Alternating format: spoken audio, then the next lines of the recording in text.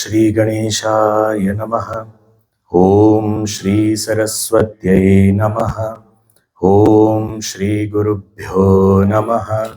ओम समस्त जन कल्याणे निरतं करुणामयं नमामि चिन्मयं देवं सद्गुरुं ब्रह्मविद्वरम्।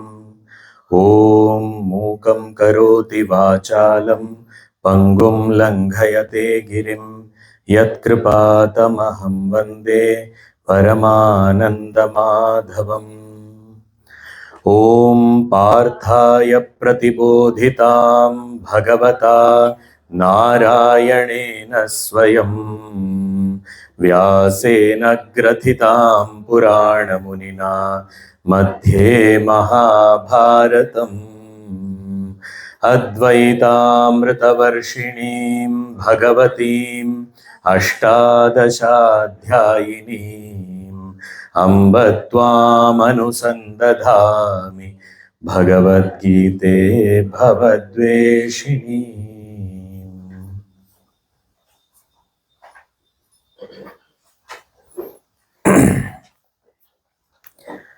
श्रीमद् भगवद गीता के पंचम अध्याय के 17वें श्लोक से 22वें श्लोक तक हम साथ में बोलते हैं। तद्बुद्धयस्तदात्मानः तन्निष्ठास्तत्परायणाः गच्छन्त्यपुनरावृत्तिं ज्ञाननिर्धूतकल्मषाः विद्याविनयसम्पन्ने ब्राह्मणे गविहस्तिनि शुनि चैव श्वपाके च पंडिताः समदर्शिनः इहैव तैर्जितः सर्गः येषां साम्ये स्थितं मनः निर्दोषं हि समं ब्रह्म तस्मात् ब्रह्मणि ते स्थिताः न प्रहृष्येत् प्रियं प्राप्य नोद्विजेत् प्राप्य चाप्रियम् स्थिरबुद्धिरसम्मूढः ब्रह्मविद् ब्रह्मणि स्थितः बाह्यस्पर्शेष्वसक्तात्मा विन्दत्यात्मनि यत् सुखम् स ब्रह्मयोग सुखमक्षयमश्नुते ये हि संस्पर्शजा भोगाः दुःखयोनय एव ते आद्यन्तवन्तः कौन्तेय न तेषु रमते बुधः।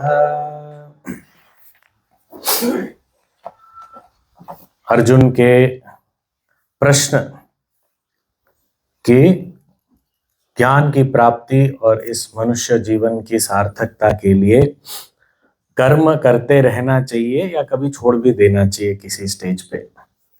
कर्म छोड़ना ज्यादा जरूरी है या ज्यादा असरदार है उस परम ज्ञान की प्राप्ति के लिए, या कर्म करते रहना ज्यादा उपयोगी है, कर्म संन्यास कर्म योग। तो भगवान ने उसका उत्तर विस्तार से दिया और कहा कि जिसके भी मन में ये प्रश्न है उसके लिए तो कर्म योग करना ही है। संन्यास की योग्यता कर्मयोग करते करते ही होगी, और जब योग्य बनते हैं तब अपने आप कर्म छूटते हैं। हमें कर्म छोड़ने पे ध्यान देने की आवश्यकता नहीं है। जो सन्यासी होता है वो गौण रूप से राग द्वेष से मुक्त होता है, पर मुख्य रूप से कर्तृत्व भाव से ही मुक्त होता है। उसको कोई भी कर्म हो रहे हो तो वो उसके साथ लिप्त नहीं होता। क्यों? क्योंकि उसके कर्म करने में भी जो कर्तृत्व भाव नहीं है, और उसके पहले जब वो ज्ञान प्राप्त हुआ उससे पहले भी वो इसी प्रकार से कर्म किया करता था जहां कर्तव्य का पालन ईश्वरार्पण बुद्धि से होता था। इस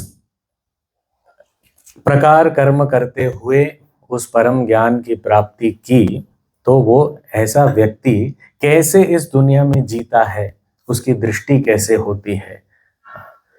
तो कहा कि ऐसा व्यक्ति वो किसी भी परिस्थिति से, किसी भी घटना से स्वयं प्रभावित नहीं होता, कोई भी कर्म उसे बांध नहीं सकता, और वह सही रूप में स्वतंत्र है, अपने सुख के लिए किसी पर निर्भर नहीं है। उसको किसी भी प्रकार की प्राप्ति हो वो उससे प्रभावित नहीं होता। वो जो भी देखता है, जिसके भी संपर्क में आता है, उसके भेद से ज्यादा उसकी समानता पे उसकी दृष्टि होती है, और इसकी वजह से उसका मन भी संतुलित ही रहता है हमेशा। ऐसा ज्ञानी, वो ऐसा ज्ञानी हम भी बनना चाहते हैं। हम भी इस प्रकार सभी परिस्थितियों पर विजय प्राप्त करना चाहते हैं, हमारे मन को भी संतुलित रखना चाहते हैं। हम भी उस एक जो समान है सब में उसको देखना चाहते हैं, और इस भेद को बहुत महत्व नहीं देना चाहते। कैसे करें, कहां से शुरुआत करें, क्या तरीका है? यहाँ बहुत बढ़िया बात, प्रैक्टिकली कुछ बताओ। अभी तक सब प्रैक्टिकली बताया, पर चलो थोड़ा और प्रैक्टिकली बताते। क्या प्रैक्टिकल? ये 23वां श्लोक पहले पढ़ते हैं। शक्नोति हैव यः सोढुम् प्राक् शरीर विमोक्षणात् काम क्रोधोद्भवं वेगम् स युक्तः स सुखी नरः।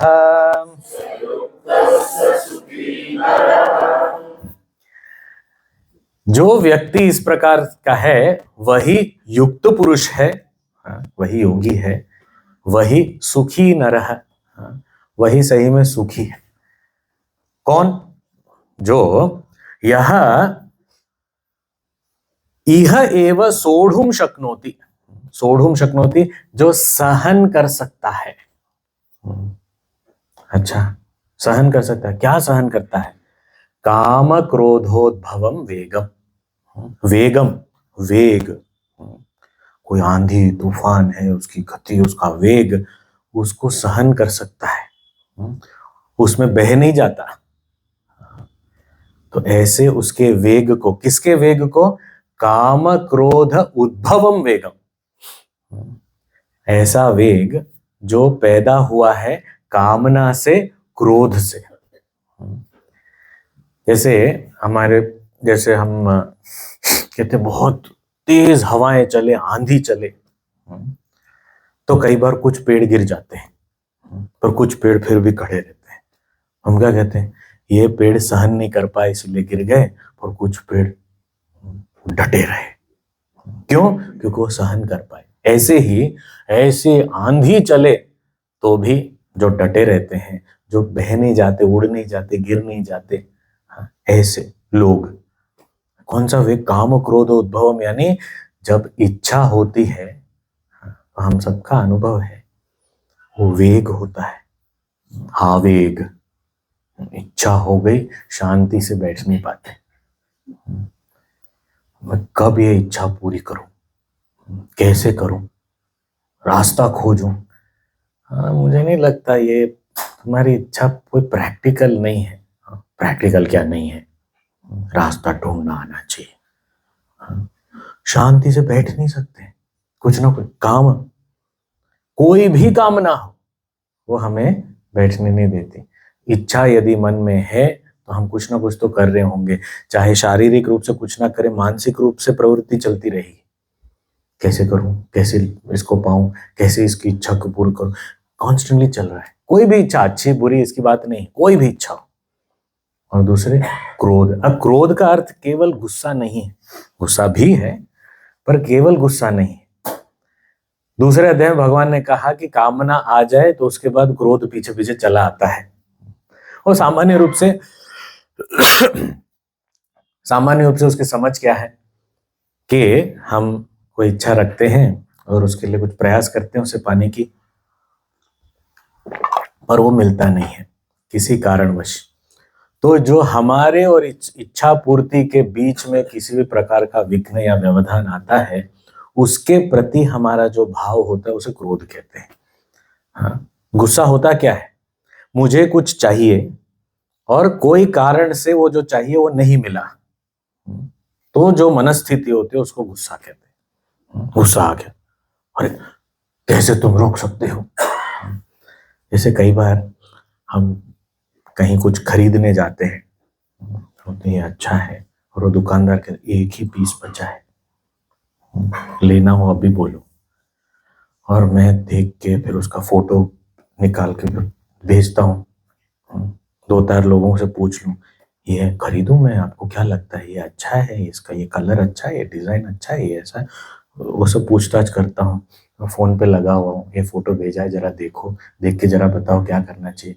इतने में कोई पीछे से आया, उसको उठाया, खरीद के चला गया, और हमने निर्णय ले लिया हाँ लेना है, और पीछे मुड़े और वो पेमेंट कर रहा है। अब जो हमारा भाव उस व्यक्ति के प्रति होता है उसको क्रोध कहते हैं। अरे मैं लेने वाला था, तो पड़ा था उधर, मैंने डिसाइड कर लिया, मैंने उठा लिया, ले लिया, पैसे दे दिए, हो गया, मेरा हो गया। नहीं नहीं ऐसा कैसे हो सकता, क्रोध। क्यों? क्योंकि वो विघ्न बन गया मेरी इच्छा पूर्ति में।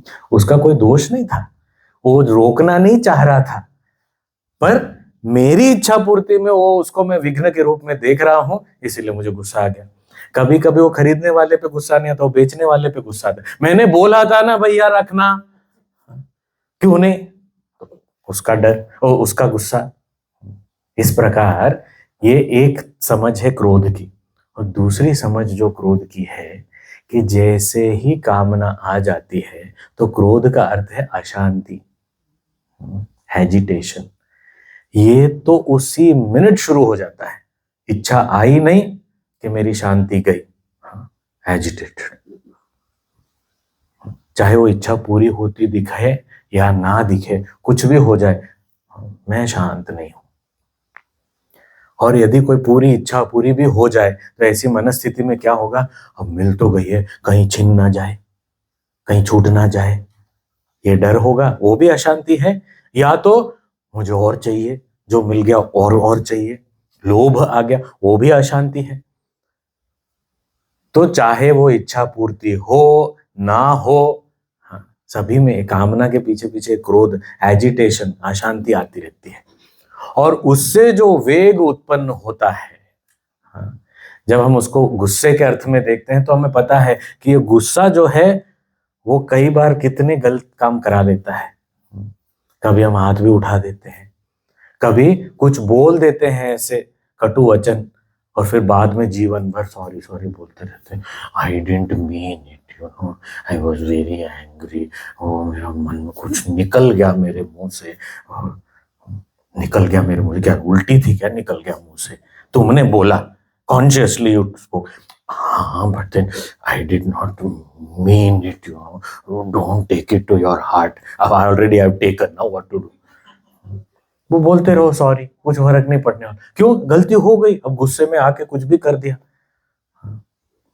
तो शारीरिक रूप से, वाणी के रूप से, कुछ नहीं तो मानसिक रूप से तो हम उसको कहीं ना कहीं श्राप तो दे ही देते हैं। हमको लगता है कि मैं श्राप देता हूँ, कुछ असर तो होता नहीं, क्योंकि कुछ साधना तो की नहीं है। ऋषियों की तरह मैं तुमको शाप दे, जाओ कबूतर बन जाओ, वो कुछ असर नहीं होता, तो और गुस्सा आता है, क्योंकि मेरे श्राप का भी कोई असर नहीं हो रहा है। तो मानसिक रूप से, वाचिक रूप से, कायिक रूप से कुछ ना कुछ मैं करता रहता, ये वेग है। वेग, उसको सहन करना जिस समय वो होता है। इसीलिए हम कहते हैं, वैसे तो हम ना ऐसे सब पढ़ते हैं, सत्संग में बैठते हैं, तब तो सब समझ में आ जाता है, पर स्वामी जी जब उस समय पे वो आता है ना, उस समय क्या करना है पता नहीं चलता, कैसे उसको कंट्रोल करें। यहाँ भगवान कह रहे उस समय पे जो उसको सहन कर सकता है वही सही में युक्त पुरुष है, वही सुखी नर है।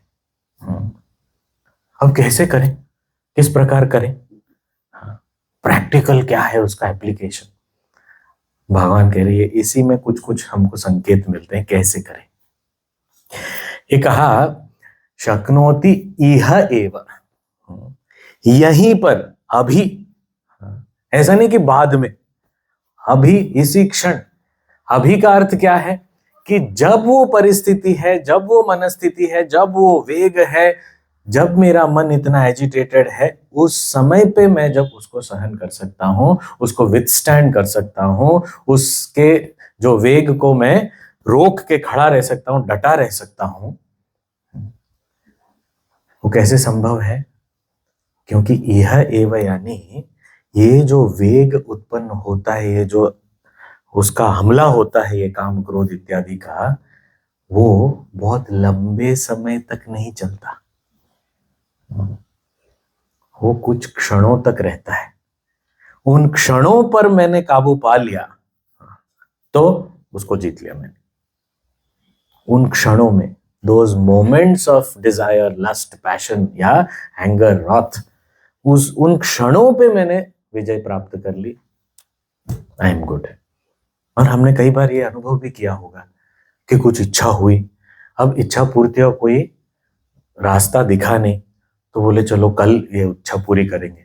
अब कल देखा वो इच्छा है ही नहीं, कहाँ गई? चली गई, जैसे आई थी वैसे चली गई।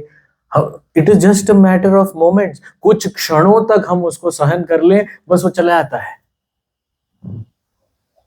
कभी कभी ऐसा करते हैं, खाना खाने बैठे हैं, आज ना कुछ चटपटा खाने की इच्छा है, ये क्या रोज ये दाल रोटी खा के कुछ अलग कुछ खाना है, इच्छा होती है।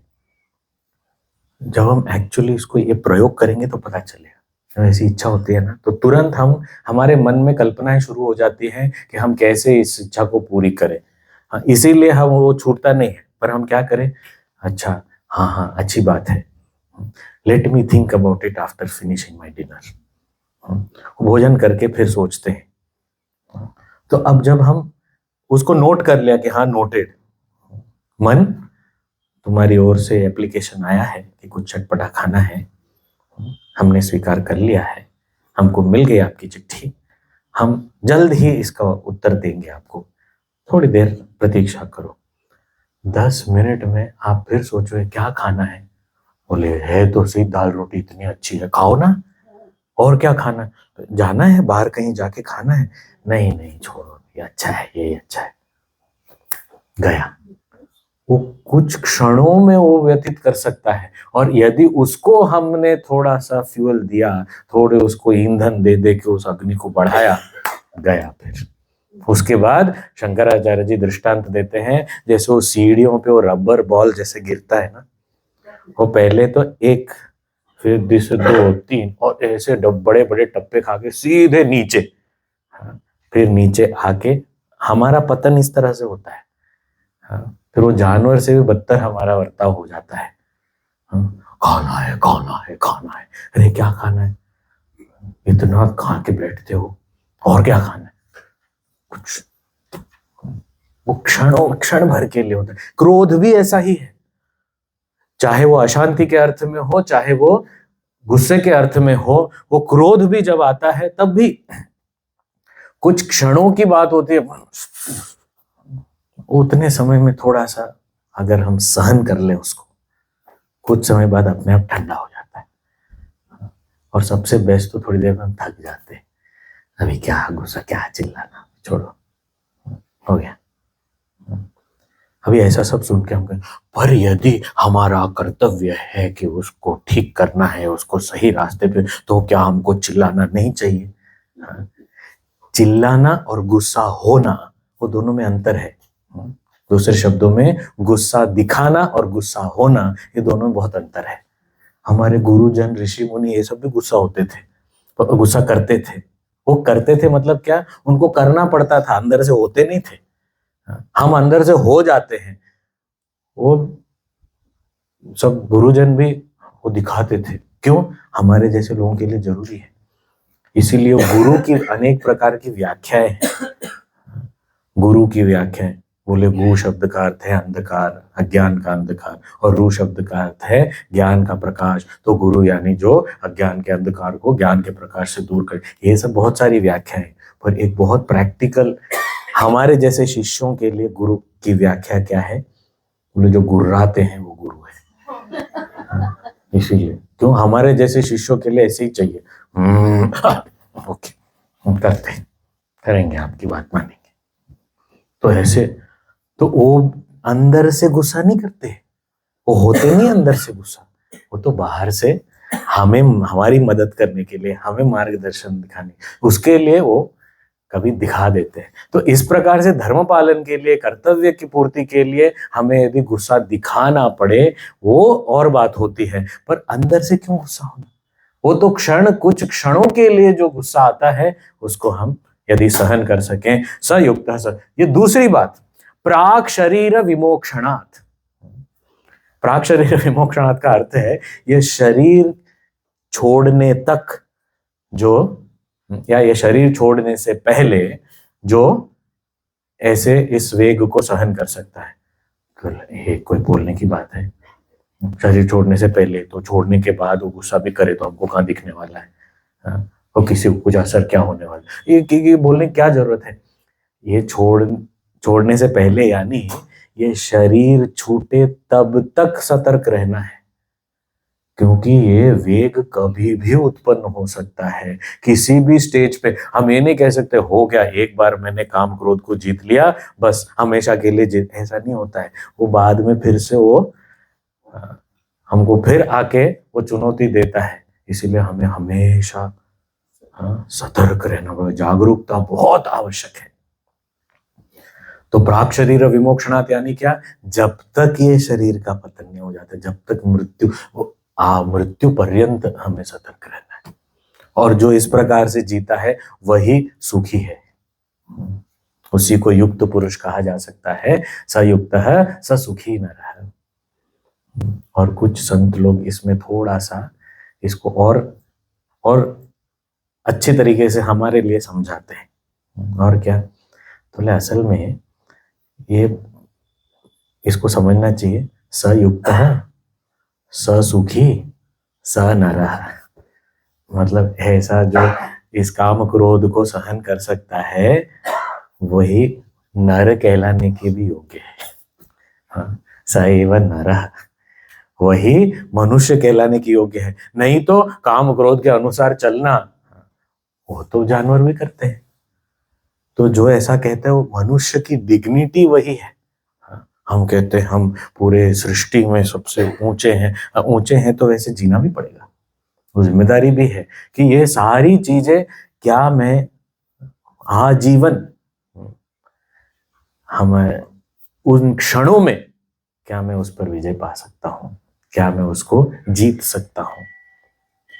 तो उसे ही युक्त पुरुष, उसे ही सुखी और उसे ही नर भी कहलाने योग्य है। नर शब्द का ही, नर शब्द की जो व्याख्या है उसकी व्युत्पत्ति ऐसा कहते हैं, नर वो क्या है? न रमते विषयेषु इति नरः। बोले विषयों में जो रमता नहीं है, रमण करता नहीं है, हाँ, जिसको विषयों में बहुत आनंद नहीं आता, उसे नर कहते हैं। ऐसा सही में है, ऐसा ऐसा ही है। संस्कृत के तो सारे शब्द ऐसे, हम तो बहुत विषयों में रमते हैं, तो समझ लेना चाहिए शब्द तो वही है। अब व्याख्या तो व्याख्या वो तो नहीं बदलेगी। अरे आप ऐसे क्यों बोल रहे हो? मैं नहीं बोल रहा हूँ, संस्कृत भाषा ऐसा बोलती है।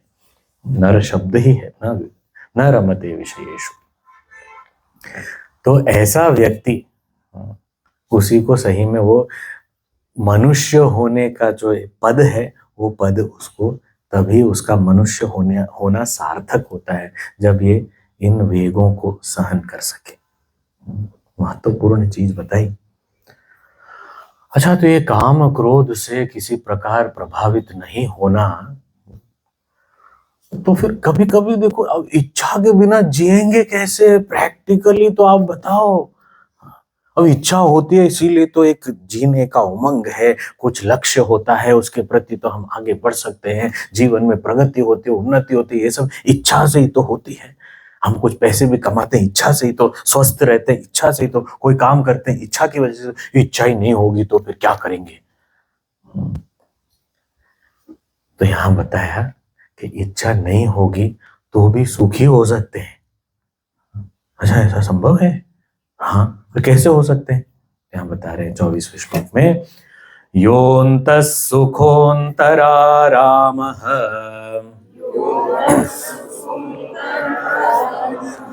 तथान्तर्ज्योतिरेव यः स योगी ब्रह्मनिर्वाणम् ब्रह्मभूतोऽधिगच्छति।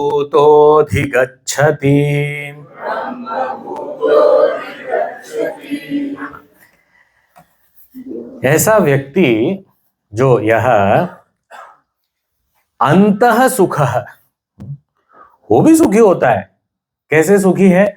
वो कामना, जिस विषयों की कामना है और उस कामना की पूर्ति पर निर्भर नहीं है, अंत सुख है, वो अपने आप में ही सुखी है। अंतर आराम है, अपने आप में मग्न है।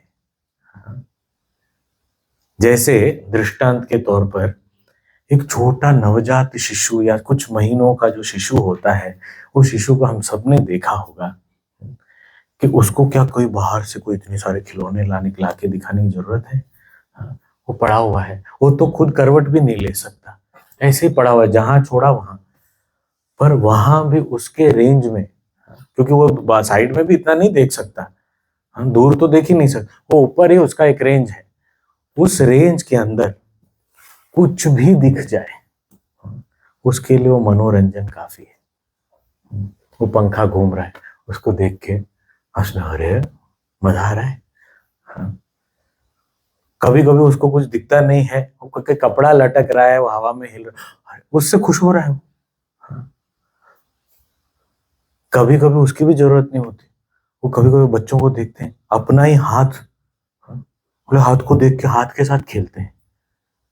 हमको लगता है ऐसे कैसे संभव, हमने भी खेला होगा, अभी भूल गए। पर अपने हाथ से, अपने आप बस ऐसे हाथ के साथ खेल रहे हैं, मजा आ रहा है।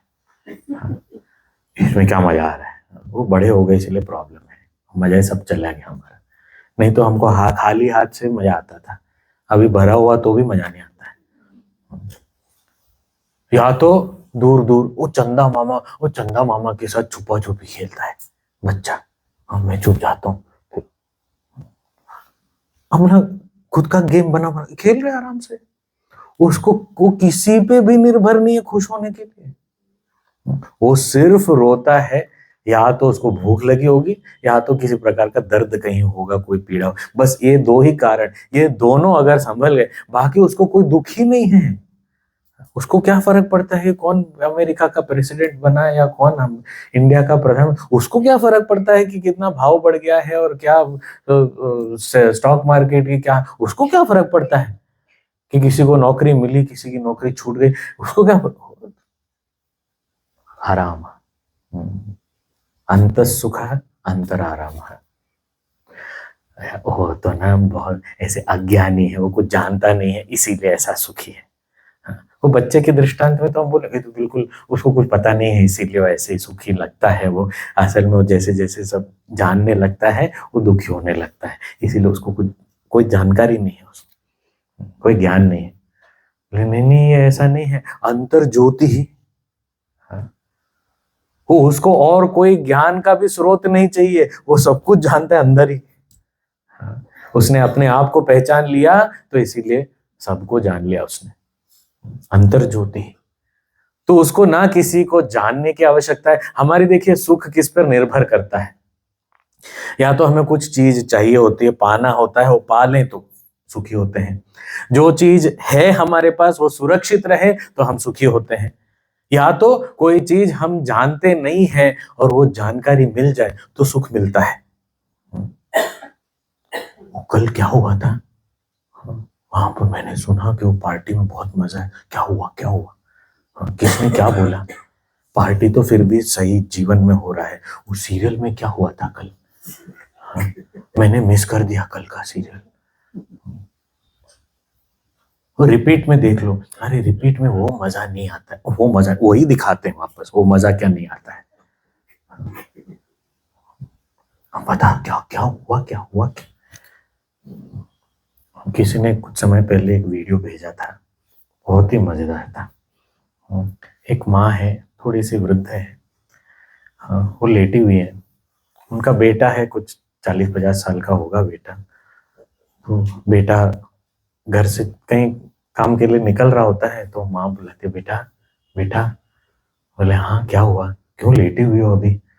मुझे ना बहुत थकान हो रही है, तो मैं थोड़ा आराम कर लेती हूँ, पर घर का सारा काम भी है, अब कैसे करूँ? हाँ, तो वो बेटा बड़ा आज्ञाकारी मातृभक्त बेटा था, तो बोलता है कोई बात नहीं, आप आराम करो, मैं सब काम करता हूँ। वो बेचारा सारा काम, वो झाड़ू लगाना, पोछा लगाना, बर्तन मांजना, कपड़े सब कुछ करके सब हो जाता है। फिर बोले मैं थोड़ा जाके सब्जी वब्जी ले आता हूँ, रसोई करता हूँ, सब कुछ आता है। अचानक उस घंटी बजती है दरवाजे की, और पड़ोस में से एक बच्ची आई हुए थे कि वो आंटी को बुला रहे हैं। कौन बुला रहे हैं? बोले मेरी दादी जी बुला रही। बोले क्यों? तो बोले वो जो पड़ोस की लड़की है ना, वो पान वाले के साथ भाग गई। हाँ, तो बोले ऐसे सब बात के लिए क्या, मम्मी, मेरी मम्मी जो है वो थकी हुई है, आज आराम करेंगी और नहीं आएंगी। तो पीछे से वो चलती हुई आती, मुझे मालूम ही था कि वो उसके साथ भाग जाएगी, चलो चलो चलो बेटा चलो, कहाँ है दादी जी तुम्हारे? इतना इंटरेस्ट कि क्या हो रहा है, क्या ये सब जानकारी इकट्ठा करने की इतनी ऐसी जिज्ञासा, सांसारिक जिज्ञासा। हाँ, ज्ञान, ये शास्त्रों की जिज्ञासा कुछ नहीं, आत्मज्ञान की जिज्ञासा, आध्यात्मिकता की जिज्ञासा, अपने जीवन को सुधारने की, वो सब कुछ नहीं। वो सब तो चलता रहता है, इसकी जरूरत नहीं। पर हुआ क्या, सीरियल में क्या हुआ वो बताओ पहले। बहुत इंपॉर्टेंट इंफॉर्मेशन हमको चाहिए। तो ऐसी जानकारी से भी हमें बहुत सुख मिलता है। हाँ, कई बार वो इंफॉर्मेशन इज पावर। हाँ मुझे पता है, सब जानता हूँ, मुझे उनकी भी बात पता है मुझे। उनके घर में वो सब पता है मुझे सब, पर करोगे क्या उसका? How is it going to be useful? सब कुछ यूजफुल थोड़ी होता है, कभी कभी हॉबी भी होती है लोगों की, सुख मिलता है। यहाँ पर क्या कहा, कुछ पाके जो सुख मिलता है वो कहाँ से मिला उसको? अंतः सुख है। जो है वो सुरक्षित रहे, उसका उपभोग करते हुए जो अच्छा लगता है, वो अंतः आराम है। उसमें वो रम रहा है, वो भी अंदर है। और जो कुछ जानकारी पानी है, वो भी अंतर ज्योति है। यानी वो किसी भी सुख के स्रोत के लिए, कारण के लिए बाहर निर्भर नहीं है, इंडिपेंडेंटली हैप्पी। कुछ भी मिल जाए, कुछ भी हो जाए, हाँ, योऽन्तः सुखोऽन्तरारामः चता तथांतर ज्योतिरेव यः। ऐसा व्यक्ति, क्यों? क्योंकि उसने अपने आप को जान लिया है कि मैं ही सुख स्वरूप हूं। वो जब जान लेते हैं, फिर उसकी क्या जरूरत है? ऐसा व्यक्ति वो क्या निष्क्रिय नहीं हो जाएगा? ऐसा व्यक्ति जब किसी पर निर्भर नहीं है सुख के लिए, उल्टा ये ज्यादा एफिशिएंट होगा। क्यों? क्योंकि वो निर्भर नहीं है, वो सुख के लिए काम नहीं कर रहा है, वो सुख से काम कर रहा है। That person is not working for happiness, that person is working out of happiness. तो जो सुख से उसका काम उत्पन्न होता है, वो तो अच्छा ही होगा। उसमें कोई चिंता नहीं है, कोई असुरक्षा की भावना नहीं है, इनसिक्योरिटी नहीं है, कुछ भी नहीं है, तो फ्री। क्यों? मुझे कुछ चाहिए नहीं, तो मेरा पूरा ध्यान रह सकता है। नहीं तो मुझे टेंशन होगा, नहीं होगा तो क्या होगा, ऐसा हो जाए तो क्या होगा। अब मुझे कोई चिंता ही नहीं है। योऽन्तः सुखोऽन्तरारामः तथांतर ज्योतिरेव यः सह योगी, वही योगी है, वही सन्यास के योग्य है। और ब्रह्म निर्वाणम अधिगच्छति, वही ब्रह्म निर्वाण, निर्वाण यानी मोक्ष, वो ब्रह्म को प्राप्त कर लेता है जो मोक्ष स्वरूप है। ब्रह्म यानी क्या? ब्रह्म यानी अनंत, जो अनंत सुख स्वरूप है, उस अनंत को प्राप्त कर लेता है, उसी को मोक्ष कहते हैं। अनंत नित्य सुख को प्राप्त करना, उसी को मोक्ष कहते हैं, मुक्ति कहते हैं, निर्वाण कहते हैं। वो ब्रह्म निर्वाणम प्राप्त अधिगच्छति। कैसे प्राप्त कर लेना? यानी हम कहते हैं अधिगच्छति, यानी वो पहुंच जाता है, उसको प्राप्त कर लेता है। तो ऐसा लगता है कि कोई चीज है और वो कुछ समय बाद उसने प्राप्त कर लिया। बोले ऐसे प्राप्ति नहीं है, ब्रह्म भूतोधिगच्छति, यानी वो स्वयं वो हो जाता है। प्राप्त होना यानी वही मैं हूं, ऐसा ज्ञान हो जाता है। हो जाता है ऐसा बोलना भी, अब व्याकरण में कुछ ना कुछ तो बोलना पड़ेगा, हम क्या करें। पर अर्थ क्या है, ऐसा नहीं है कि वो कुछ और था और ये बन गया। हाँ, बनने की बात नहीं, वो जान लेता है कि मैं वही हूं। जैसे स्वप्न से जागा हुआ व्यक्ति जान लेता है कि मैं वो स्वप्न में जो भटक रहा था वो मैं नहीं हूं, मैं तो ये जागने वाला व्यक्ति हूं, असली पहचान मेरी यही है, ऐसा जान लेता है, उसको कहते हैं ब्रह्मभूतः ब्रह्म निर्वाणम अधिगच्छति। ऐसे वो ब्रह्म होकर ब्रह्म की प्राप्ति कर लेता है। अच्छा, ये कौन ये प्राप्त कर सकता है? सबको अंदर से सुखी होना, ये सब वो मुश्किल लगता है थोड़ा। आप थोड़ा रास्ता बताओ ना, कि वो तो आप लक्ष्य बता रहे हो कि वो किसी और पर निर्भर नहीं है सुख के लिए, वो कि निर्भर नहीं है, पर वो कैसे वहां तक पहुंचे, उसका कोई रास्ता है, कोई राह है? तो यहाँ पर वो ज्ञानी के बारे में, उस सन्यासी के बारे में ही बता रहे हैं, पर उस बताने में हमारे लिए मार्गदर्शन और ये जो रास्ता है वो भी बता रहे हैं। क्या बता रहे हैं 25वें श्लोक में? लभन्ते ब्रह्म निर्वाणम ऋषयः क्षीणकल्मषाः छिन्नद्वैधायतात्मानः सर्वभूतहिते रताः। ब्रह्म निर्वाणम लभन्ते, देखिए यहाँ पर भी बहुवचन का उपयोग किया गया है। बहुवचन यानी ये सभी के लिए उपलब्ध है। अच्छा, क्या? ब्रह्म निर्वाणम लभन्ते, ये लोग ब्रह्म निर्वाण को प्राप्त कर सकते हैं, इस अनंत नित्य सुख को प्राप्त कर सकते हैं, जिसे निर्वाण या मोक्ष कहा जाता है। सारे बंधन दुखों से हमेशा के लिए निवृत्त हो सकते हैं। कैसे, कौन लोग मुक्त हो सकते हैं? तो ये सारे शब्द बताए कि ऐसे लोग। तो ऐसा नियम है कि शास्त्रों में जब भी ऐसे ज्ञानी जीवन मुक्त पुरुष की बात बताई जाए तो उनमें तो ये सारे लक्षण अनायास ही हैं। ये लक्षण दिख जाते हैं उनमें, पर वो उनके जो लक्षण हैं वो हमारे जैसे साधकों के लिए मार्गदर्शन है। हमारे लिए उसको साधना के रूप में देखना है, उनके लिए वो लक्षण रूप है। उनमें तो ये है ही ऐसे गुण, पर हमें उसे विकसित करना है। क्या? तो ये सारे शब्द ऋषयः, ऋषि का बहुवचन ऋषयः। बोले ऋषि, वो ऋषि को ही मिलता है मोक्ष, ब्रह्म निर्वाण, वो ऋषि होना पड़ेगा। अब ऋषि कौन है? ऋषि मतलब आप भगवा वस्त्र धारण करो, किसी पेड़ के नीचे बैठो, बड़ी जटा होनी चाहिए, लंबी दाढ़ी होनी चाहिए, आगे वो दंड के ऊपर हाथ होना चाहिए, उसमें माला होनी चाहिए और एक हाथ से आशीर्वाद देना चाहिए। ऐसा हमारे मन में ऋषि मतलब ऐसा एक, ऋषि का अर्थ पूज्य गुरुदेव बताते हैं साइंटिस्ट। पर कैसा साइंटिस्ट? आंतरिक जगत का साइंटिस्ट, बाहरी जगत का वैज्ञानिक नहीं, आंतरिक जगत का जो वैज्ञानिक है उसे ऋषि कहते हैं। यानी क्या? उसकी दृष्टि ऐसी है, सूक्ष्म दृष्टि, दीर्घ दृष्टि, कि वो ऐसी चीजें समझ सकता है जो सामान्य रूप से लोग नहीं समझ पाते। देखिए वैज्ञानिक भी वही दुनिया को देखता है जो हम भी देखते हैं, पर वो कुछ और समझ बैठता है, हम नहीं समझ पाते उसको। जैसे अभी सेब तो कितने समय से गिरते थे ना, मैं आधुनिक विज्ञान का ही दृष्टांत दे रहा हूँ। कितने समय से लोग सेब को गिरते हुए देखते थे?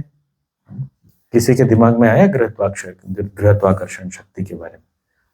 मॉडर्न साइंस की बात करो, ऑलरेडी गुरुत्वाकर्षण शक्ति के बारे में उपनिषदों में भी बात की है, इसीलिए कोई नई खोज नहीं है।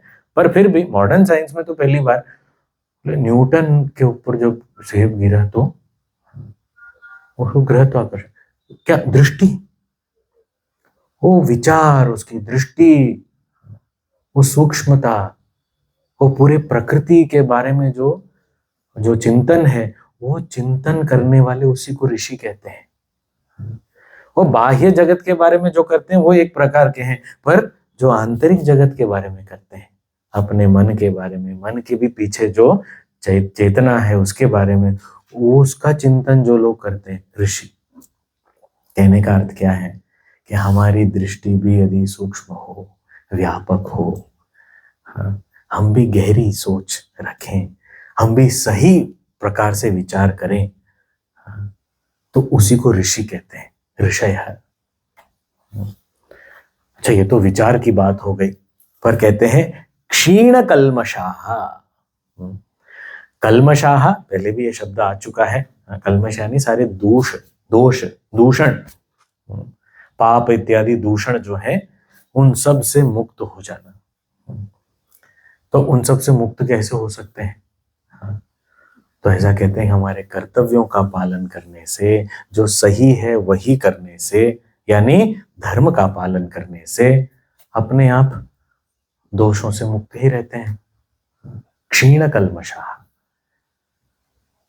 तो जो सही है वो करना। कई बार हमारे जीवन में भी अनेक प्रकार के जो ऐसे जो जीवन के पड़ाव आते हैं जहां पर हमें पता नहीं चलता हमें क्या करना चाहिए। हाँ, मैं ऐसा करूं तो ये सब लोग खुश होंगे, पर ऐसा करूं हाँ तो मैं खुश होऊंगा। तो अब मुझे क्या करना चाहिए? सबको खुश करने के लिए कुछ करना चाहिए या अपने आप को खुश करने के लिए कुछ करना चाहिए? क्या करना चाहिए? अब ऐसी दुविधा मन में आ गई, तो हम सोचेंगे एक तरफ या तो सोचूं कि देखियो सब लोग खुश होते हैं वो ज्यादा जरूरी है, मैं भले दुखी हो जाऊं चलेगा, या फिर मैं खुश रहूंगा तब तो जाके मैं कर पाऊंगा, इसलिए मेरा सुख मुझे ध्यान रखना चाहिए, तो इसीलिए मैं वो देखूं। पर सही यहाँ क्या कहा? क्षीण कल्मषाः से हमें क्या समझ में आता है? ये समझ में आता है कि ना औरों को खुश करने के लिए करना है, ना ही अपने आप को खुश करने के लिए करना है। जो सही है वो करना है, उससे कोई खुश हो ना हो फर्क नहीं पड़ता। Don't do what is agreeable to others और myself, do what is right. वो जरूरी है, तो मेरा निर्णय क्या होना चाहिए? सही क्या है वो करूंगा मैं बस। हाँ, उससे मैं भी दुखी हूं चलेगा, कोई और दुखी हुआ तो भी चलेगा, पर ये सही है तो मैं करूंगा। अब सही गलत का निर्णय भी कौन करे, ये भी प्रश्न उठता है। हाँ, तो सही गलत का निर्णय शास्त्र पर आधारित है। ये शास्त्र कहते हैं वो सही है, क्योंकि हमारी जो सनातन वैदिक परंपरा है वो वेद को परम प्रमाण मानती है। तो यदि वेद में कहा तो वो सत्य है। इस हद तक भगवान शंकराचार्य जी एक जगह पे ऐसा कहते हैं कि वेद पर श्रद्धा कैसी होनी चाहिए, हाँ, शास्त्र पर श्रद्धा कैसी? कहते हैं यदि शास्त्र में लिखा गया हो कि अग्नि ठंडी है और मेरा हाथ जल गया हो और मैं पढ़ूं कि अग्नि ठंडी है, तो मुझे इसको मानना चाहिए कि अग्नि ठंडी है, ना कि मेरे अनुभव को। ऐसा नहीं लिखा है कि अग्नि ठंडी है, पर अगर ऐसा लिखा हो तो भी बोले वो प्रमाण इस तरह का प्रमाण है कि उसमें ऐसी श्रद्धा होनी चाहिए कि यही सही है बस। तो सही और गलत का निर्णय हमारे मन से नहीं किया जा सकता। अरे हम शास्त्र वास्त्र ये सब क्या है, ये कोई ऐसे थोड़ी होता है सबको आप बांध रहे हो। अरे ये हम दुनिया में बाहर लौकिक जीवन में भी यही करते हैं। किसी भी देश में लीगल क्या है उसके लिए प्रमाण क्या है? संविधान को देखते हैं ना, जगह के नियमों को देखते हैं ना, वो भी शास्त्र ही तो है, संविधान शास्त्र नहीं है। हाँ, तो संविधान कहता है कि ये लीगल है, ये इलीगल है। हाँ, संवैधानिक रूप से हमें करना है, असंवैधानिक रूप से करेंगे तो पकड़े जाएंगे, सजा होगी, सीधी बात है।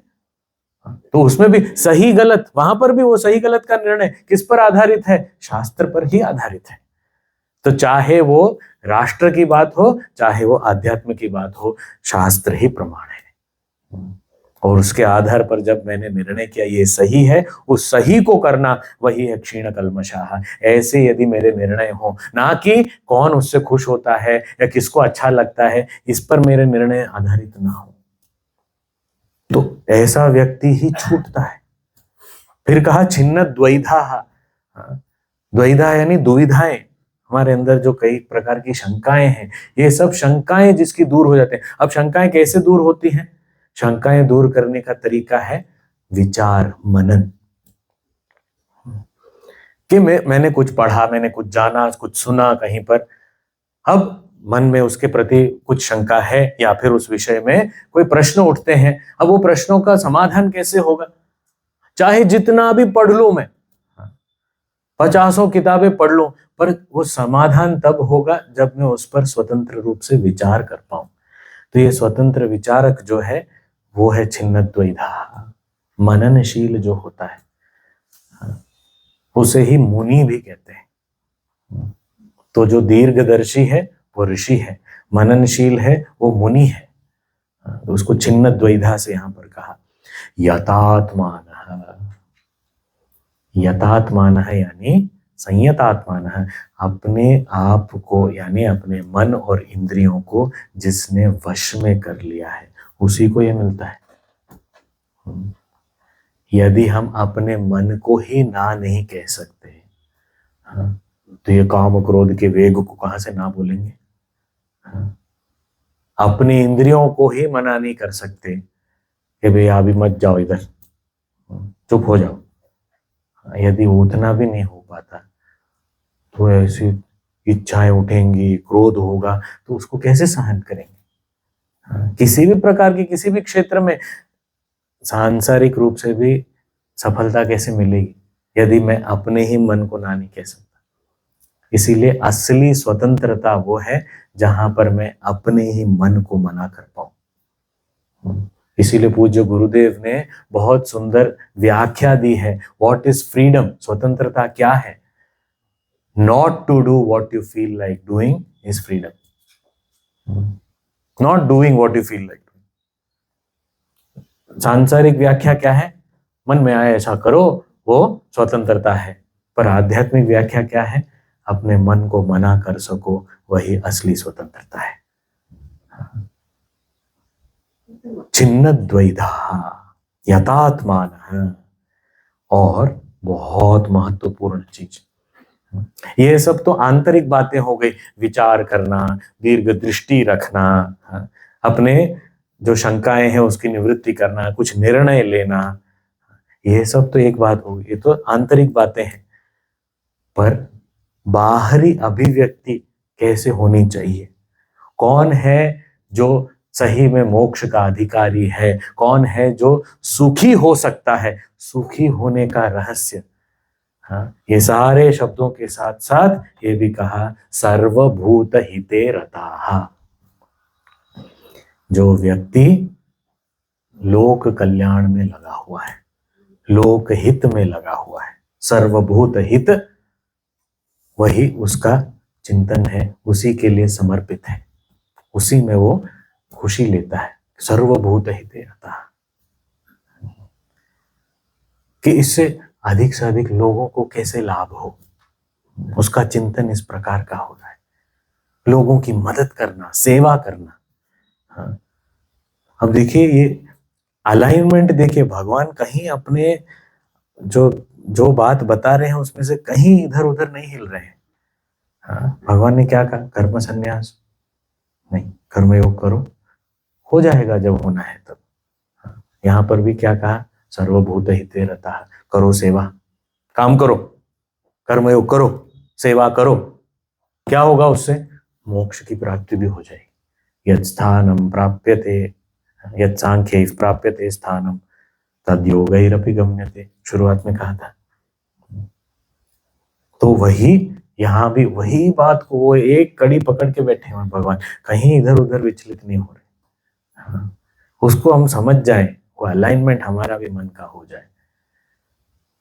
तो ब्रह्म निर्वाणम अधिगच्छति, लभन्ते ब्रह्म निर्वाणम। कौन?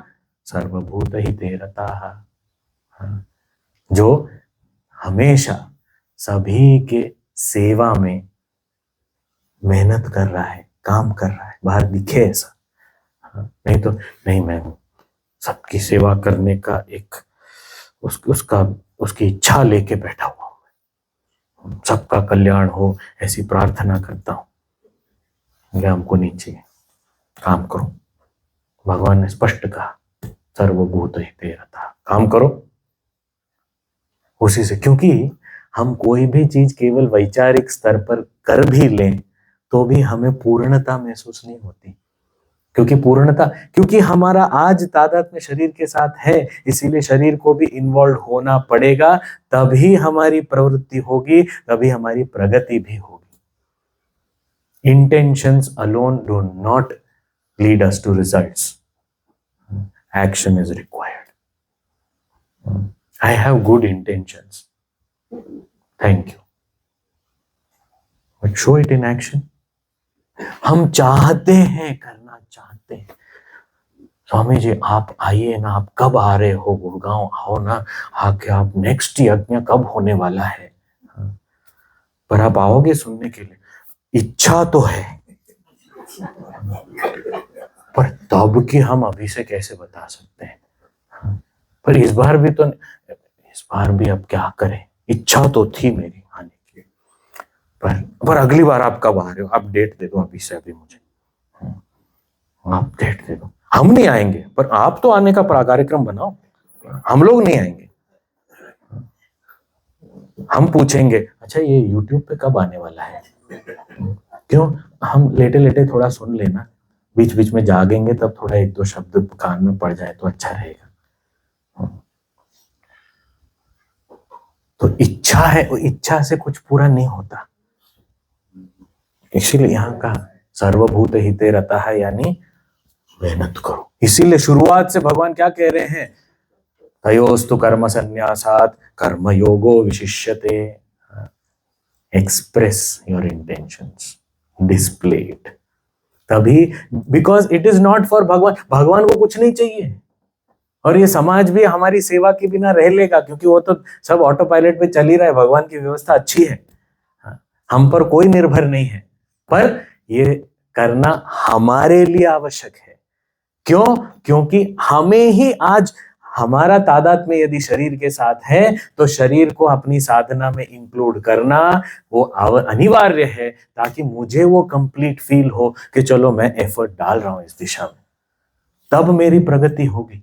नहीं तो मैं ही इनकम्प्लीट होऊंगा। मैंने सोच तो लिया है बस। तो वैसे तो फिर खाने में करना चाहिए हमको, कितने पैसे बचेंगे आप सोचो। मेरी इच्छा है खाने की, पर टाइम नहीं मिल रहा है, खा नहीं पा रहा हूं, तो पेट भर गया, वो तो नहीं होता। उसके लिए तो हमको फिजिकल चाहिए। हमके नहीं, आपको न्यूट्रिएंट्स चाहिए ना, हम आपको कैप्सूल्स दे देंगे, सारे जो भी आपको न्यूट्रिएंट्स है सब कैप्सूल निगल लो। हमारे देश में तो सबसे ज्यादा रिसर्च किचन में हुआ है, सबसे बड़ी लेबोरेटरी, सबसे ज्यादा, इतना वैरायटी। क्यों? इंटेंशन से कर लो ना। अगर माँ आके बोले कल को सब बच्चों को, आज मेरी इच्छा हुई कि तुम्हारे लिए पिज्जा बनाऊं, तो मुझे मिलेगा? नहीं, इच्छा हुई थी, हो गया, इंटेंशन था मेरा। तो फिर क्या बनाया? कुछ नहीं, क्योंकि और कुछ बनाने का इंटेंशन भी नहीं था। इसीलिए it is very important to align with भगवान विचार कि सर्वभूत हिते रतः। तो शुरुआती करेंगे सर्वभूत हिते रतः, और ये तो हमारे लिए मार्गदर्शन है कि समाज के कल्याण के लिए हम मेहनत करें, उस पर समर्पित हों, वो एक। पर ज्ञानी की दृष्टि से एक और सुंदर, इस संस्कृत भाषा की विशेषता ही यही है। एक और इसमें अर्थ छिपा हुआ है जो ज्ञानी के उस उच्च अवस्था को यहां पर दिखा रहा है। क्या? सर्वभूत हिते रतः। जो सर्वभूत हित है, हित यानी हितैषी, मित्र। मित्र यानी कौन? मित्र कौन होता है? जो हमेशा साथ में रहे, सभी प्राणियों के साथ जो रहता है। कौन रहता है? वो जो चैतन्य तत्व है, परमात्मा है, ब्रह्म है, वो उसी को कहते हैं सर्वभूत हित, यानी जो सभी में विद्यमान है। उस सर्वभूत हित में, उस ब्रह्म में रता मग्न है। हाँ, वो ज्ञानी की स्थिति है, उसकी अवस्था है। तो हम एक ही शब्द में हमारे लिए मार्गदर्शन भी दे दिया और उसकी उच्च अवस्था को भी दर्शा दिया। ऐसा व्यक्ति ही मोक्ष प्राप्ति के योग्य है। हाँ, ऐसा नहीं कि मैं अपने आप को, आप लोग सब जाओ, मेरी साधना का समय हो गया है,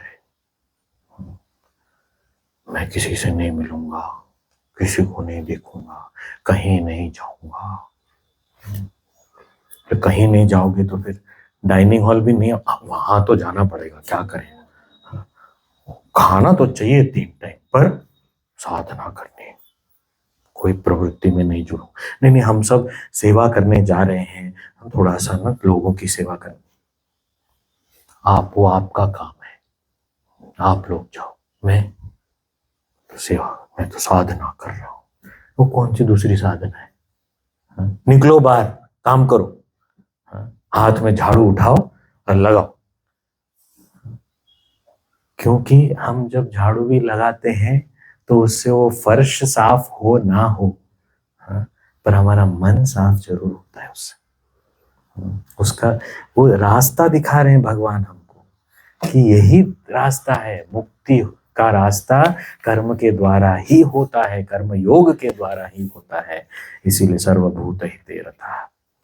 अच्छा, और ऐसे ही ज्ञानी की बात करते हुए और कुछ शब्दों से हमारा और मार्गदर्शन करते हुए भगवान कह रहे हैं 26वें श्लोक में, काम क्रोध वियुक्तानां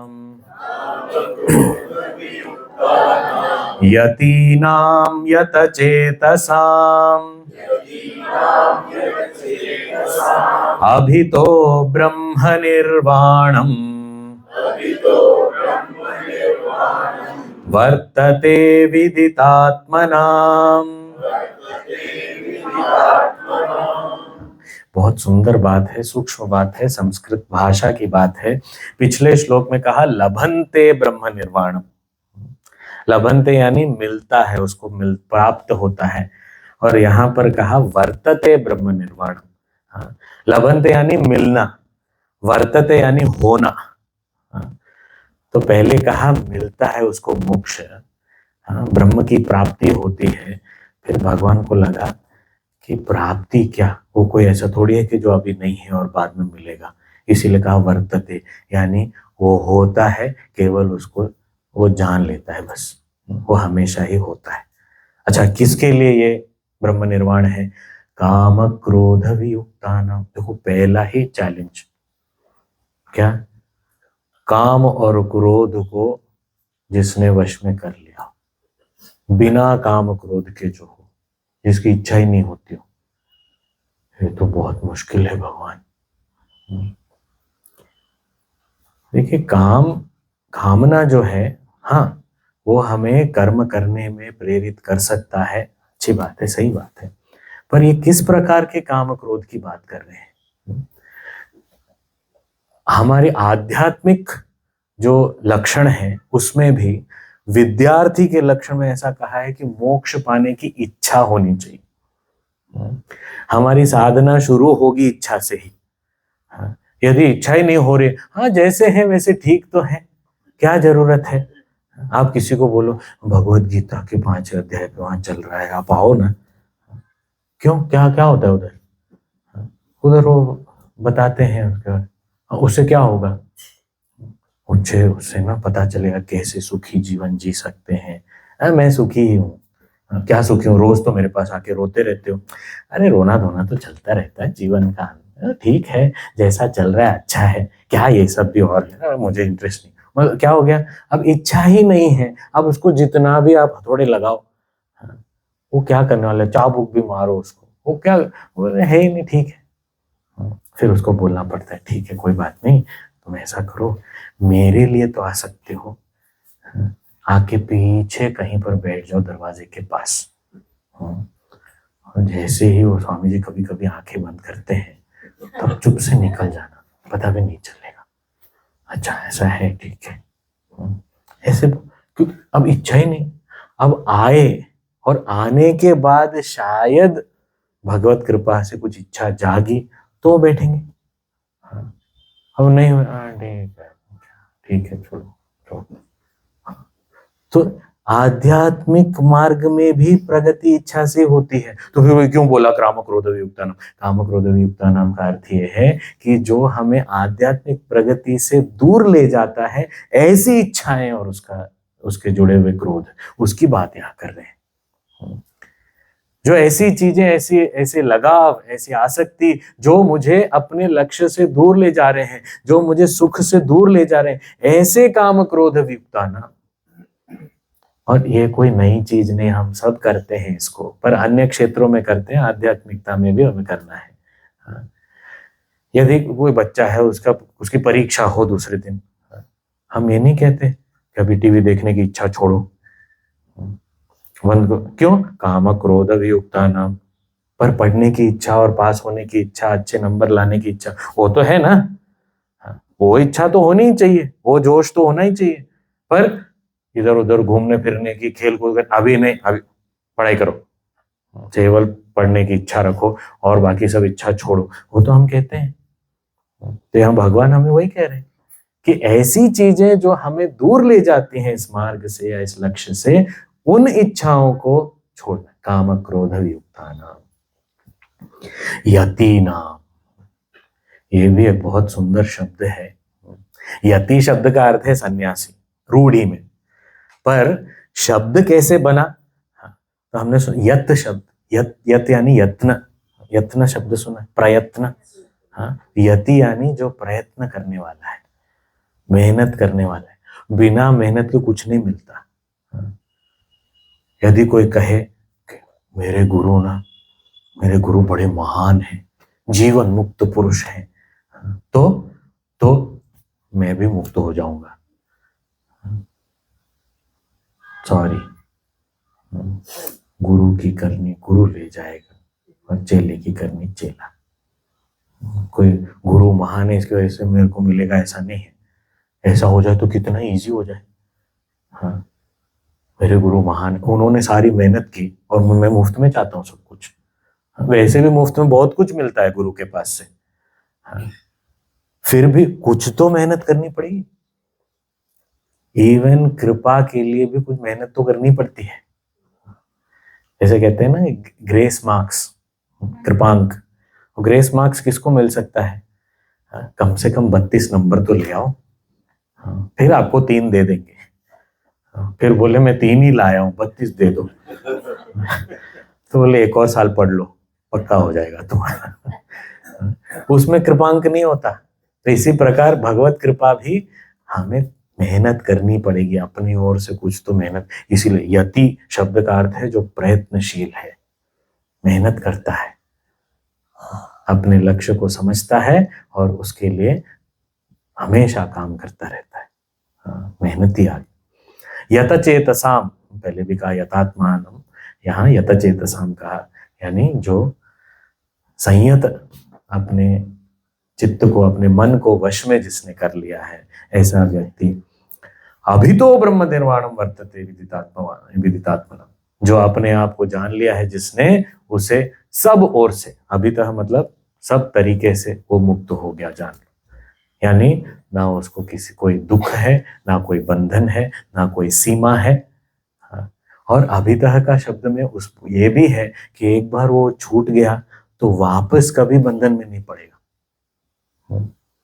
और दृष्टांत के तौर पर हम सपना देखते हैं, उस सपने से जब जाग गए, कई बार सुबह जागने के बाद मन में ऐसा विचार, अरे वो मैं आइसक्रीम खा रहा था, आधा रह गया कप में और मैं जाग गया।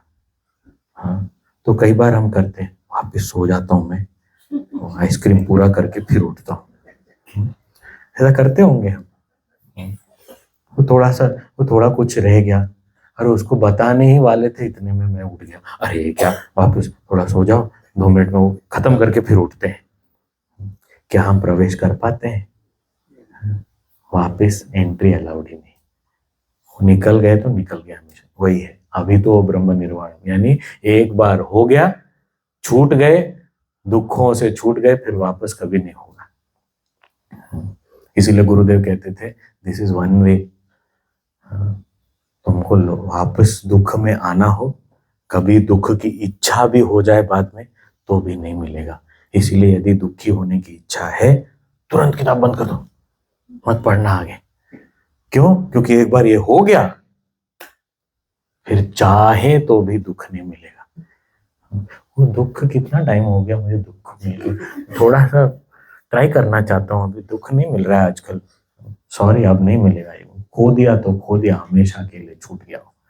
हाँ, वो है अभी तो ब्रह्म निर्वाणम वर्तते विदित आत्मनाम, जिसने अपने आप को जान लिया, बस वो तो हर तरह से, सब ओर से मुक्त ही है। मुक्ति मिलती है ऐसा भी नहीं, मुक्त ही है। इसके साथ 5वां अध्याय समाप्त हो गया। क्या समाप्त हो गया?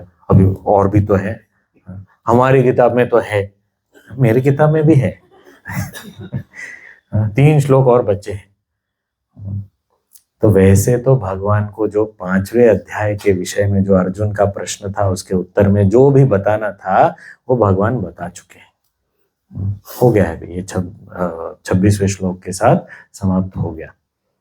पर भगवान ने ये भी बताया था कि ये जो यात्रा है, उसमें कहा कर्मयोग, कर्मयोग के द्वारा हमारी जो है योग्यता बढ़ती है। और फिर हम ज्ञान अर्जन करते हैं, श्रवण करते हैं, मनन करते हैं, और उसके बाद धीरे धीरे कर्म छूटते हैं। कर्म संन्यास होता है, वो कर्म छूटते हैं और हम ध्यान का अभ्यास भी करते हैं, निधिध्यासन भी करते हैं, और उसमें फिर स्थित हो जाते हैं। तो ये मार्ग इस अध्याय में थोड़ा बहुत संकेत किया, पर पहले के अध्याय में बताया कि यही मार्ग है कर्मयोग। कर्मयोग से चित्त शुद्धि, फिर ज्ञान का श्रवण मनन, धीरे धीरे कर्म छूटते जाते हैं और ध्यान में मेरा समय पूरा ज्यादा बीतता जाता है। वो ध्यान में स्थित होकर मैं अपने आप को पा लेता हूँ, जान लेता हूँ, उसमें हमेशा के लिए स्थित हो जाता हूँ। ये जो प्रक्रिया है, अब वो अगला कदम क्या है इसके बाद? ध्यान। तो अब वो ध्यान कैसे करें? तो 6ठे अध्याय में विस्तार से इसको बताया। पर वो 6ठे अध्याय की भूमिका यहाँ 5वें अध्याय के अंतिम 3 श्लोक में दिया है। तो इसी को संक्षेप में ये 6ठा अध्याय है, और उसका ही विस्तार आगे उन्होंने 47 श्लोक में दिया है। तो अभी हम ये आगे के 27 और 28 श्लोक पढ़ते हैं। पहले स्पर्शान् कृत्वा बहिर्बाह्यान्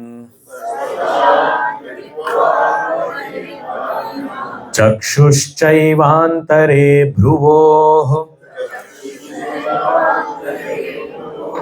प्राणापानौ समौ कृत्वा नासाभ्यन्तरचारिणौ यतेन्द्रियमनोबुद्धिः मुनिर्मोक्षपरायणः विगतेच्छाभयक्रोधः यः सदा मुक्त एव सः। भगवान कह रहे हैं कि ये कर्म संन्यास, जो कर्म छूटते हैं, तो उसकी जगह पे ध्यान अभ्यास होना चाहिए। दृष्टांत के तौर पर जब हम सब ये व्रत रखते हैं, उपवास वगैरह रखते हैं ना, वो उसका अर्थ, व्रत उपवास का अर्थ है कि जो खाना खाने का जो समय बचता है उस दिन, उसको हम साधना में लगाएं। उसका ओरिजिनल अर्थ वो है। इसीलिए उपवास, उप यानी पास, वास यानी रहना। तो भगवान के पास, हमारे इस अध्यात्म के पास रहना, उसी को उपवास कहते हैं। तो जो खाने का टाइम बच गया उसको उसमें उपयोग करो। आजकल उपवास के दिन ज्यादा समय बीतता है, क्योंकि राजगीरा, साबूदाने, सब में बनाने में टाइम ज्यादा लगता है। हाँ, क्योंकि रोज नई आदत होती है। हाँ, तो इसीलिए मेन्यू बदलता है हमारा, और कोई उपवास नहीं होता उससे, व्रत कुछ नहीं होता। आज अलग मेन्यू है हमारा, क्यों, आज सोमवार है ना, तो अलग मेन्यू बनता है हमारा, बस। उतना उपवास क्या हो, तो जो बचता है समय उसको दूसरी जगह पे लगाना। तो यहाँ पर भी कर्म संन्यास की योग्यता उसको ही है जो उस कर्म छूटने के बाद उस समय का सदुपयोग ध्यान अभ्यास में कर सके, वही कर्म संन्यास की योग्य है। हाँ। और वो ध्यान अभ्यास कब होगा, जब श्रवण मनन किया हो, कर्म योग किया हो, चित्त शुद्ध हुआ हो, तब जाके वो हो सकता है। इसीलिए यहां ध्यान की प्रक्रिया बताई कि कैसे करना चाहिए, क्या करना चाहिए, बेसिक गाइडलाइंस दे रहे हैं। क्या बेसिक गाइडलाइंस है, स्पर्शान कृत्वा बहिर्बाह्यान। सबसे पहले बोले बैठो, और बैठना कैसे है, ये इंद्रियों का जो विषयों के साथ स्पर्श होता है या अनुभव होता है, उसको आप बाहर ही रहने दो, उसको अंदर मत लेके आओ।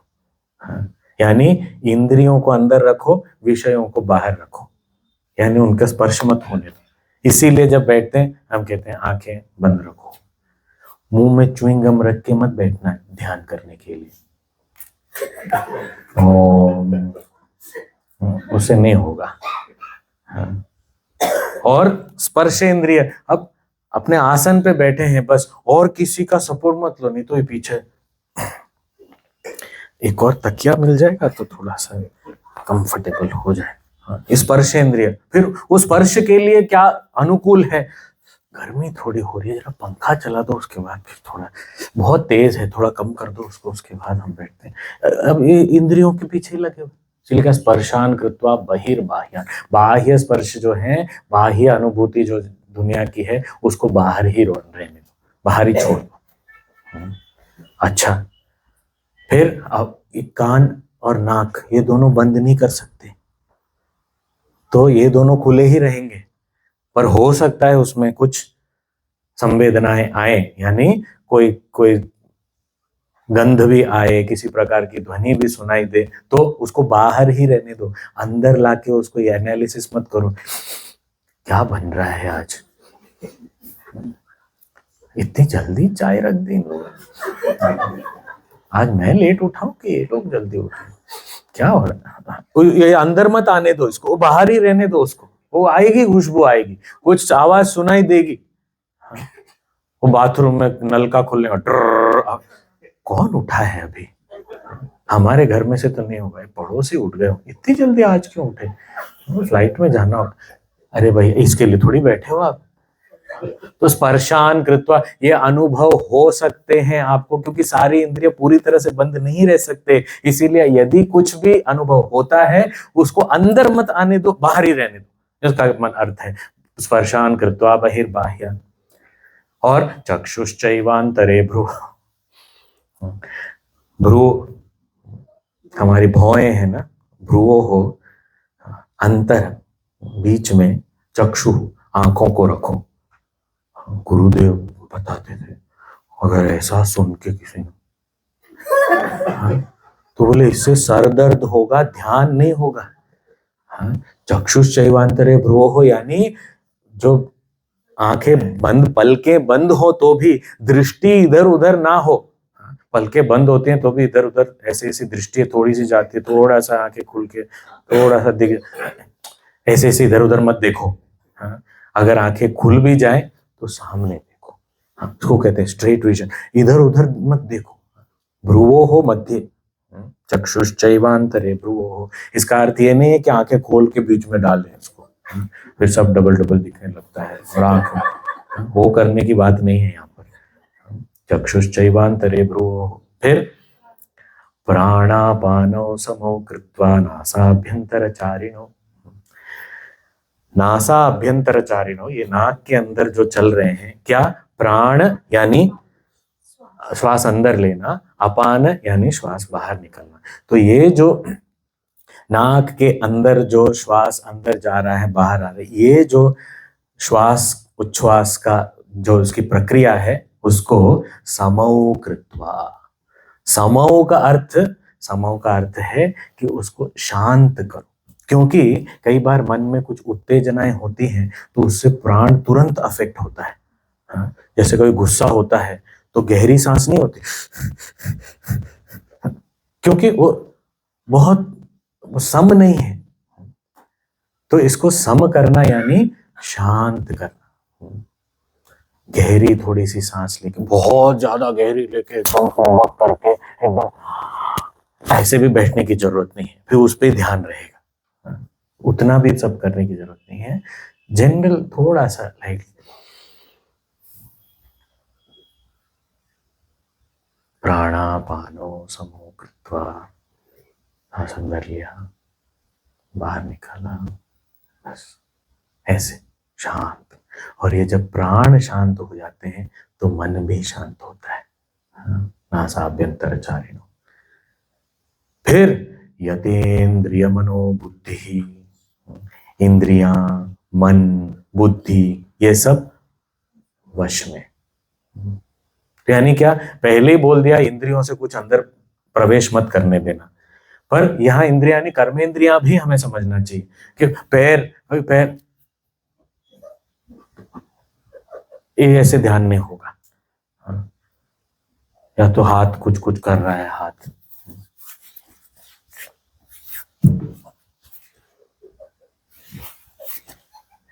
ऐसे नृत्य मत करो, बैठो चुपचाप। या तो अचानक वाणी से भी, वाणी भी कर्मेंद्रिय है। ओ ऐसे सब मत करो। यतेन्द्रिय मनोबुद्धि कुछ, क्योंकि वो ऐसे सब निकलती है आवाज, वो कब निकलती है, जब हम झोंका आ जाता है ना, फिर अचानक ओ अचानक, ये सब मत करो। शांत रहो, शांत बैठो, स्थिर बैठो, और सब इंद्रियों को अपने वश में रखो, मन को वश में रखो। क्योंकि कोई इंद्रियों का पार्टिसिपेशन ना हो तो भी मन में बहुत विचार आ सकते हैं। अचानक मन में आएगा, मैं बैठा तो हूं पर ऐसा लग रहा है कि थोड़ी नींद आ रही है, चाय पी के बैठो तो शायद और अच्छे से हो पाए। मन में है ऐसे सब संभावनाएं आती, अलग अलग विचार आने लगते हैं। यतेन्द्रिय मनोबुद्धि, और बड़ा लॉजिकल आर्ग्यूमेंट होगा, चाय पी के बैठना चाहिए, ऐसा पुराण में लिखा है। वो कौन से पुराण में लिखा है? नहीं, भगवत गीता में लिखा है। अब कहाँ, कब लिखा है? देखो कहा, यदा संहरते चायम कूर्मोंगानि व सर्वशः। और कहा है दूसरे अध्याय में, कहा भगवान ने कि चाय पीनी चाहिए हमको ध्यान करने से। तो मन, बुद्धि, ये सब में अलग अलग प्रकार के विचार। यतेन्द्रिय मनोबुद्धि। अच्छा, फिर मुनि यानी मननशील जो होता है। और मनन कौन करेगा? जो श्रवण किया वो मनन करेगा, नहीं तो मनन के लिए सब्जेक्ट कहाँ है आपके पास? हाँ, तो जिसने श्रवण किया है वही मनन। और श्रवण करने योग्य कौन है? जिसका चित्त शुद्ध है। चित्त शुद्ध किसका है? कर्मयोग जिसने किया है। ये कड़ी पकड़नी है। हाँ, तो मुनि ही, और वो मुनि भी कैसा है? मोक्ष परायण। उसका परम लक्ष्य ये मोक्ष ही है। वो परायण का अर्थ ये है कि मैं चाहता हूं, मुझे चाहिए वो, ऐसा नहीं मिल जाए तो ठीक है, ऐसा नहीं, मुझे चाहिए, मुझे छूटना है इसमें से। मुनिर्मोक्ष परायण। विगत इच्छा भय क्रोध, ऑलरेडी इसके बारे में आ चुका है। इच्छा, किसी प्रकार की इच्छा हो और फिर उसके प्रति भय भी होता है, ये इच्छित वस्तु मिल तो गई पर अगर वापस चली गई तो इच्छा और भय और क्रोध। तो ये सब के बिना इससे मुक्त जो है, यह सदा मुक्त एव सः, वही सही में मुक्त है। यानी ये ध्यान अभ्यास बहुत महत्वपूर्ण है। भगवान ये सब हम साधना सब समझ रहे हैं, करेंगे भी। आपने कहा है तो हम थोड़ी मना करेंगे, हम करेंगे जरूर। पर इससे हमें पाना क्या है वो जरा बता दो ना। हमको पहुंचना कहाँ है, पाना क्या है? Arjun, are you serious? मैं अब तक तुमको क्या लगता है, क्या बता रहा था मैं अब तक? ऐसे नहीं बोल रहा हूँ, मुझे पता है आपने ब्रह्म निर्वाणम कहा, ब्रह्म भूतोधिगच्छति कहा, ये सब मैंने सुना है, ऐसा नहीं कि मैं नहीं सुन रहा हूँ, आई एम सीरियस ओनली। पर मैं ये बोल रहा हूं कि ये जो प्राप्ति होती है ब्रह्म की प्राप्ति, वो तो एक बहुत एब्स्ट्रैक्ट तरीके से आप बता रहे हो, कि बहुत सूक्ष्म तरीके से बता रहे हो। हाँ, पर हमें थोड़ा सा हमारी भाषा में भी थोड़ा सा बताओ कि ये प्राप्ति क्या है, किसको हम प्राप्त करेंगे, कौन है वो। हाँ, और यदि आप कहते हो कि मैं वही हूं, तो यदि वो हो तो फिर आपको भी कैसे हम पाएंगे, किस रूप से। हाँ, वो मुक्ति होती क्या है, कैसे लगता है, वो क्या मिलता है हमें, हमारी भाषा हमारे लेवल पे आके जरा बताना। हाँ, वो ब्रह्म शब्द तो बहुत सुना है, वो हमारे लिए एक शब्द मात्र है। हाँ, थोड़ा सा और थोड़ा बताइए ना उसके बारे में। अभी भगवान बहुत सुंदर बता रहे हैं कि लक्ष्य क्या है, जिसके ऊपर हम ध्यान भी करते हैं और जिसे हम पाते भी हैं। भोक्तारं यज्ञ तपसाम सर्वलोक महेश्वरम सुहृदं सर्वभूतानां ज्ञात्वा मां शान्तिमृच्छति। ओम तत्सत् इति श्रीमद्भगवद्गीतासु उपनिषत्सु ब्रह्म विद्यायां योगशास्त्रे श्रीकृष्णार्जुन संवादे कर्म संन्यास योगो नाम पंचमोऽध्यायः। भगवान कहते हैं इसके द्वारा जानना क्या है, माम ज्ञात्वा, मुझे जानना है। अच्छा, आपको जानना है, आपको कैसे जानना है, किस प्रकार जानना है। मैं तो आपको जानता हूं, ऐसा भी तो बोल सकता हूँ, मैं तो बहुत वर्षों से आपको जानता हूं, पर ऐसे नहीं। कैसे, तो कहते हैं यज्ञ तपसाम भोक्तारम माम ज्ञात्वा। ये सारे शब्द भगवान अपने लिए उपयोग करें। अपने लिए मतलब हमें समझना चाहिए यहाँ पर भगवान वो वृंदावन के ग्वाले के रूप में नहीं, अर्जुन के सारथी के रूप में नहीं, यशोदानंदन के रूप में नहीं, देवकी वसुदेव के पुत्र के रूप में नहीं, पर वो पर ब्रह्म परमात्मा के रूप में बोल रहे हैं। इसीलिए उनके वचन को कहा श्री भगवान उवाच, श्री कृष्ण उवाच नहीं कहा है। हाँ, तो वो उस परम सत्य चैतन्य स्वरूप के रूप में यहाँ बोल रहे हैं और कह रहे हैं मैं कौन हूं, यज्ञ तपसाम भोक्तारम। जो भी सारे जीव अलग अलग प्रकार की साधनाएं करते हैं, यज्ञ हो, तप हो, दान हो, पूजा हो, जप हो, कोई भी प्रकार के साधनाएं जो सारे जीव करते हैं, उन सब को प्राप्त करने वाला, उसको स्वीकार करने वाला, इस प्रकार मुझे जानो। यानी कैसे जानना है कि मैं कोई भी साधना करता आया हूं, आज कर रहा हूं और आगे भी करूंगा, वो किस तक पहुंचता है, वो भगवान कह रहे वो मैं हूं, उसको जानना है, उस पर ध्यान करना है। दृष्टांत के तौर पर चौथे अध्याय में भगवान ने अनेक यज्ञों की बात की, तो उसमें एक यज्ञ की बात की कि जैसे इंद्रियां हैं, उसमें विषयों की आहुति देना वो एक यज्ञ है, ऐसा कहा। अब ये यज्ञ हो गया, विषयों की आहुति आंखों में, चक्षुर इंद्रिय में दिया, पर असली में देखने वाला कौन है? आंखें तो जड़ है, तो उसके पीछे जो देखने वाला कौन है, वो चैतन्य, उसकी बात कर रहे हैं। भोक्तारम यज्ञ तपसाम। हम बाहर भी अग्नि जलाकर स्वाहा स्वाहा करते हैं, वो आहुति किसके प्रति कर रहे हैं? कोई ऐसा नहीं कि जो ऊपर बैठा हुआ है, वही चैतन्य स्वरूप जो सब जगह विद्यमान है, उसको ही हम अर्पण कर रहे हैं। सर्वलोक महेश्वरम, जो पूरे, जो भी हमें अनुभव हो रहा है, इस पूरे अनुभूत जगत का ईश्वर, शासक, वो महान ईश्वर जो है, महान शासक जो है, शासक यानी क्या? हाँ, जिसके अनुसार सब कुछ चलता है,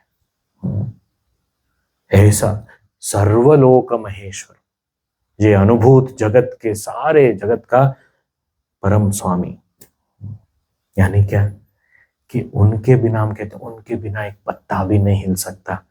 हाँ, इसका अर्थ क्या है कि यदि चेतना नहीं हुई तो हमारी उंगलियां भी नहीं हिल सकती। हाँ, चलना फिरना बोलना उठना बैठना तो दूर की बात है। हाँ, हम छोटी उंगली नहीं हिला सकते जब तक वो चैतन्य नहीं है। सर्वलोक महेश्वरम, उनके शासन से ही सब कुछ चलता है। हाँ, सुहृदम सर्वभूता, सबसे बढ़िया चीज क्या? सर्वभूतानाम सुहृदम, सारे प्राणियों का सुहृद, सुहृद यानी मित्र। सुहृद शब्द का अर्थ है अच्छे दिल का होना, वेल विशर, हितैषी, शुभ चिंतक होना, उसे कहते हैं सुहृद। वही मित्र होता है जो शुभ चिंतक होता है, वही मित्र होता है जो हमारा हित चाहता है।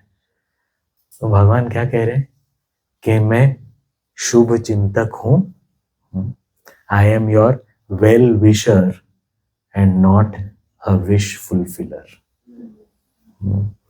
मैं आपकी इच्छा पूर्ति करने का मैंने कोई एजेंसी नहीं लिया है। वो आप मांगो, मिल भी सकता है, नहीं भी मिल सकता, वो मेरा काम नहीं, पर मैं आपका शुभ चिंतक हूं। और आपका ही नहीं, सर्व लोग, सभी के, सर्वभूताना, जितने भी प्राणी सबके मैं शुभ चिंतक हूं। इस प्रकार माम ज्ञात्वा, मुझे जानकर। ऐसा जब कोई जान लेता है तो क्या होता है? रुच्छति यानी प्राप्त कर लेता है या पहुंच जाता है।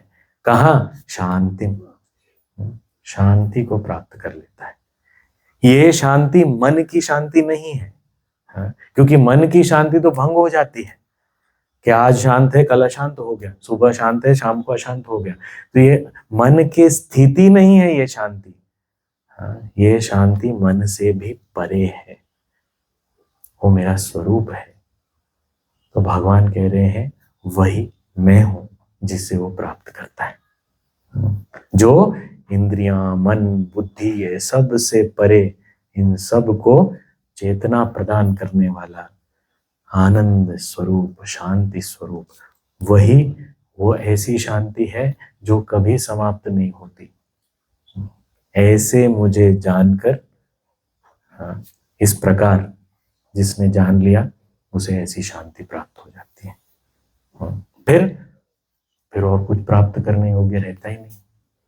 तो क्या करना चाहिए?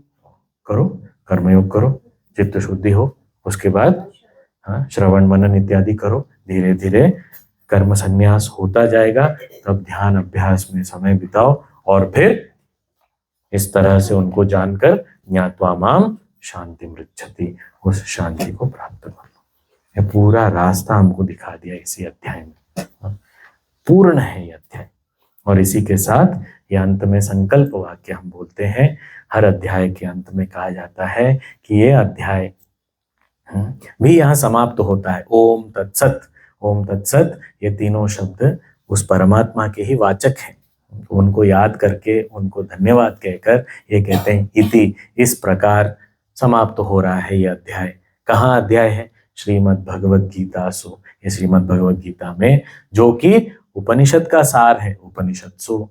और इसमें इसका विषय क्या है? ब्रह्म विद्यायाम, ब्रह्म के बारे में ज्ञान दिया गया है। और ना केवल थियोरेटिकल नॉलेज दिया गया है, पर प्रैक्टिकल जो एप्लीकेशन की भी बात पूरी तरह से बताई है शास्त्रों में, वही बात यहाँ पर भी बताया है। योग शास्त्रे, और इसको किस प्रकार से प्रस्तुत किया गया है? श्री कृष्ण अर्जुन के संवाद के रूप में प्रस्तुत किया गया है। ऐसे पांचवा अध्याय जिसका नाम है कर्म संन्यास योग, कर्म संन्यास द्वारा योग यानी उसकी प्राप्ति करना, ऐसे पांचवें अध्याय का यहीं पर समापन हो रहा है। तो इस अध्याय का नाम कर्म संन्यास योग क्यों है? ऐसा कोई पूछे तो फिर हमको कहना पड़ेगा कि हम फिर से पढ़ते हैं, इसको शुरू करते हैं। तो वैसे भी हमने समाप्त तो किया एक बार, पर इसका पुनः पुनः अध्ययन होना जरूरी है, इसीलिए हम इसका प्रथम श्लोक फिर से पढ़ते हैं। ऐसे गुरुदेव ने हमको सिखाया है कि अंत में फिर से प्रथम श्लोक पढ़ो, ताकि ये एक सूचक है कि आप फिर से शुरू करो और उस पर और मनन चिंतन वगैरह करते जाओ। तो हम साथ में पढ़ते हैं पहला श्लोक। ओम श्री परमात्मने नमः। अथ पंचमोऽध्यायः। अर्जुन उवाच सन्न्यासं कर्मणां कृष्ण पुनर्योगं च शंससि यच्छ्रेय एतयोरेकं तन्मे ब्रूहि सुनिश्चितम्। हम इस यज्ञ को भी भगवान और परम पूज्य गुरुदेव के श्री चरणों में अर्पण करते हैं। कायेन वाचा मनसेन्द्रियैर्वा बुद्ध्यात्मना वा प्रकृते स्वभावात् करोमि यद्यत् सकलं परस्मै नारायणायेति समर्पयामि। ओम पूर्णमदः पूर्णमिदं पूर्णात् पूर्णमुदच्यते पूर्णस्य पूर्णमादाय पूर्णमेवावशिष्यते। ओम शांति शांति शांति। हरि ओम श्री गुरुभ्यो नमः। हरि ओम।